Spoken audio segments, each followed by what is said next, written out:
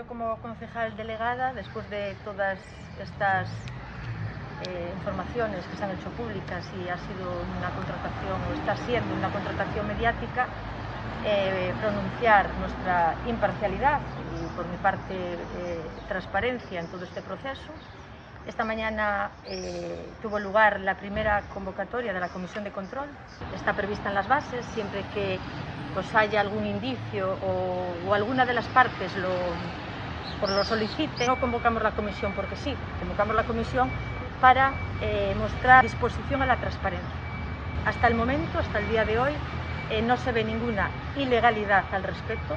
Si así hubiese sido, hoy mismo hubiera ya firmado un decreto de nulidad o de anulabilidad, cosa que no he hecho. Lo que acabo de hacer es firmar un decreto declarando la suspensión provisional y con carácter temporal del proceso selectivo iniciado para la contratación de trabajador social para el Servicio Municipal de Dependencia.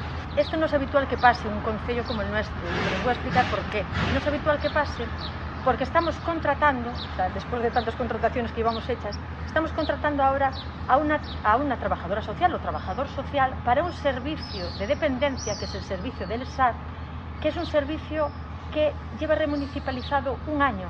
Entonces no tenemos una estructura organizada de personal ni tampoco de conocimientos por parte del personal que está afecto a servicios sociales. Es decir, ninguna de las personas que tenemos hoy municipales trabajando en ese servicio estaría capacitado o sería conocedor de la materia específica de dependencia. Esa tercera persona de la que se está hablando no es una tercera persona ajena a todo esto, solamente ella, municipalmente, es la persona que es conocedora de la materia.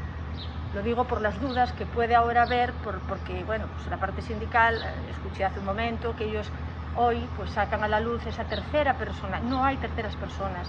Todo el tribunal, y el tribunal es soberano y es independiente, ni yo como concejal, ni el alcalde como alcalde puede dar instrucciones al tribunal, pues todo el tribunal y la asesora en este caso, pues es miembro y es personal municipal.